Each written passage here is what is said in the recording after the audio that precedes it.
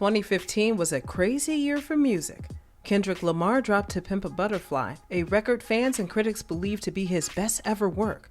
Kanye West announced he was running for president in 2020, leaving everybody scratching their heads as to why. And Wiz Khalifa drops the biggest single of his career, See You Again, becoming the first hip-hop video to reach 1 billion views on YouTube.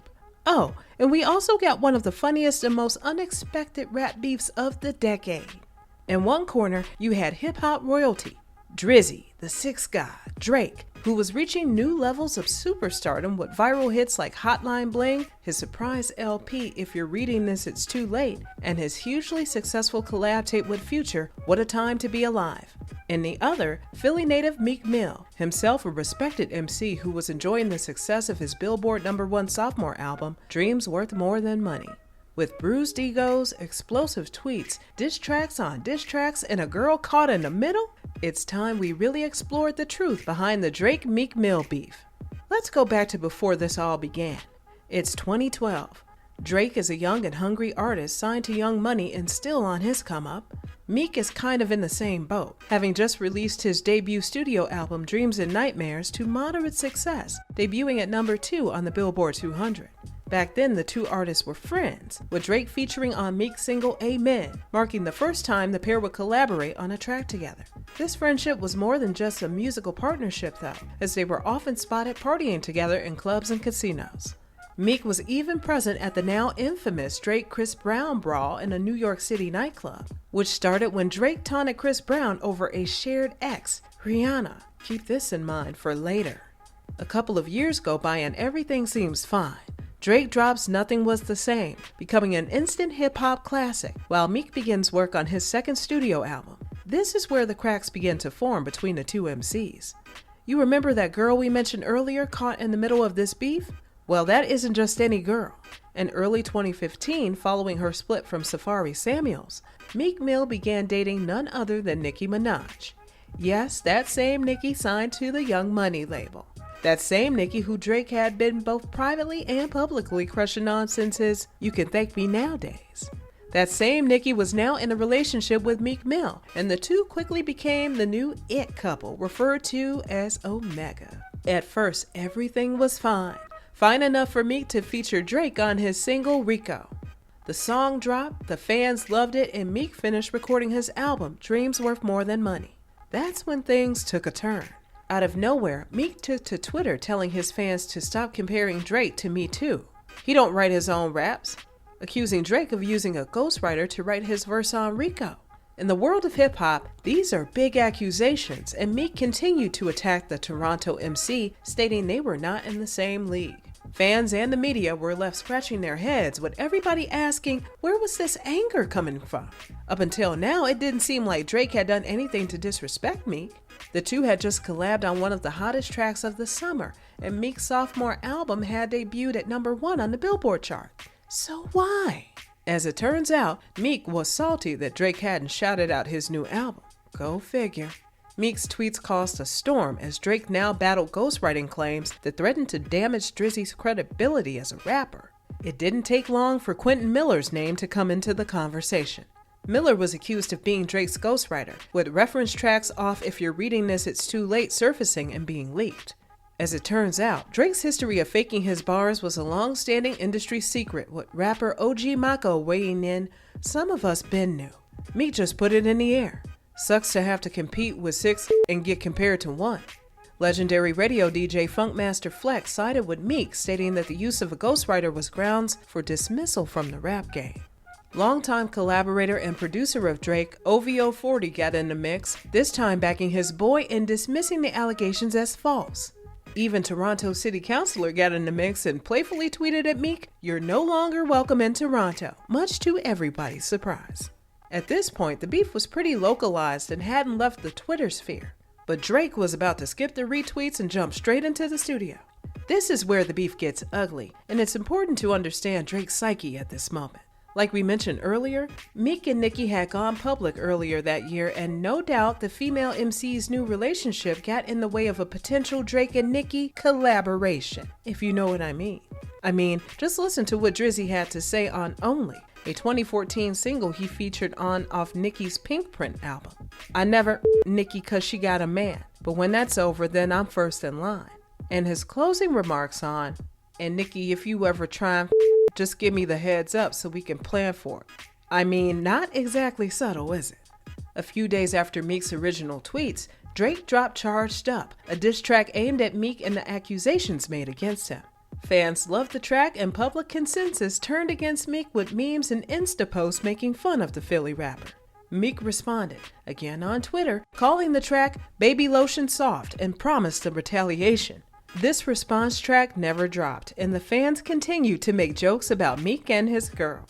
See, while Meek may have started the beef initially upset that his friend hadn't shouted out the album, Drake took it to another level, no doubt motivated by anger toward the man who stole the woman he was going to marry someday.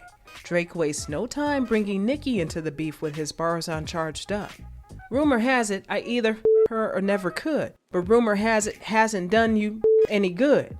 And dissing Meek at the same time, done doing favors for people. 'Cause it ain't like I need the money I make off a feature. I see you having trouble going gold. It's important to realize just how close Nicki and Drake were before and during all of this. Both MCs were signed to the Young Money label roughly around the same time, and both were present during a lot of their respective come-ups. All the way back in 2010, Drake would rap on his debut album, I love Nicki Minaj. I told her I'd admit it. I hope one day we get married, just to say we did it. And girl, I'm serious. I'm with you if you with it. That's definitely one way to start dating rumors. A raunchy onstage performance later that year where the pair shared a kiss only added fuel to the fire and resulted in the two having to sit down for an interview with MTV2's Sucker Free Countdown to set the record straight. I've always really actually had a crush on her, always really loved her, and she's always just looked at me as like her little brother. Ouch. That's gotta hurt even for Drake. But the little brother tag wouldn't stick as 2 years later, the pair got Twitter married with the sixth guy tweeting out, please refer to @Nicki Minaj as Mrs. Aubrey Drake Graham and don't stare at her too long. She's finally mine. With a smiley face emoji to top it all off. The new Mrs. Drizzy retweeted the unexpected tweet, adding, yes, it's true, Drake and I tied the knot.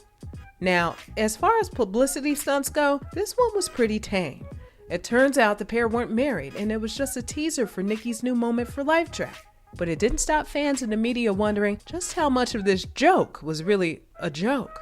Although they both hosted separate New Year's Eve parties that year in Miami, Drake was seen at Nicki's All Pink Everything party after the ball drop, sharing a private moment with the rapper. Rumor has it they were also spotted leaving together too. Fast forward back 2015 and things are different now. As we know, Nicki is dating Meek Mill and Drake is dating, well, we're not sure who he was dating at the time. Honestly, it could be anyone. With no response from Meek to Drake's first diss track, Drizzy wasted no time firing off another one, this time titled Back to Back. The track made waves. It was rude, catchy, and full of disses and iconic lines like, is that a world tour or your girls tour? Back to Back even became the first hip-hop diss track to be nominated for a Grammy.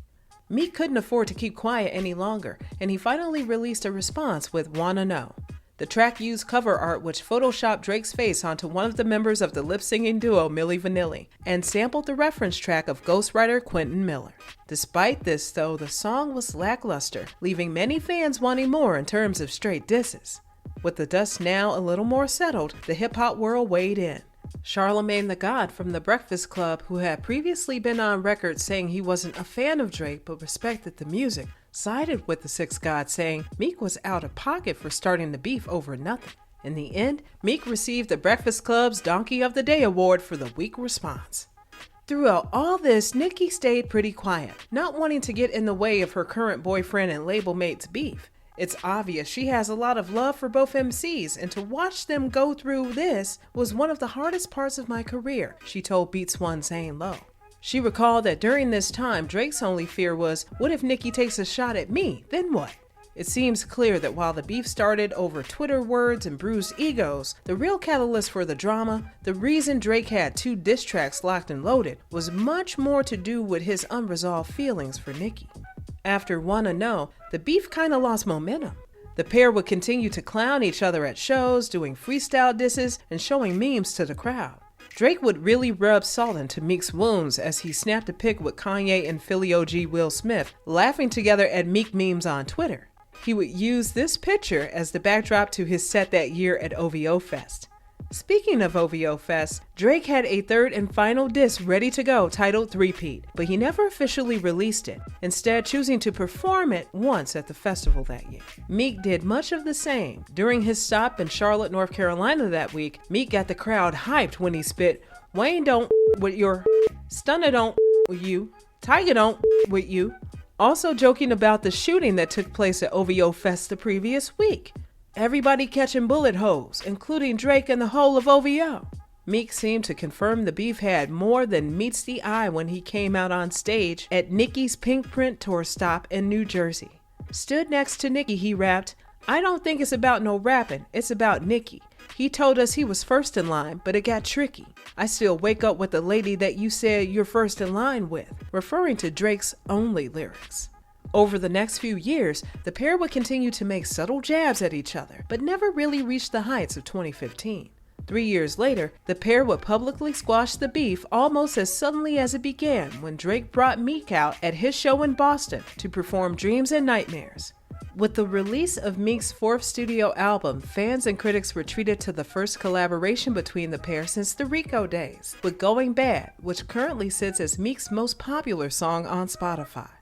There was no love lost between Drizzy and Nicki too, as the pair continued to publicly support each other despite Nicki's new relationship and Drake's new life as a father. This wouldn't be the last time Drake got himself in beef with another rapper, but this showed the hip-hop world that Drake had become bigger than rap. Ghostwriting didn't matter, and Drake proved it by going on to have a huge 2016 where he continued to dominate the industry.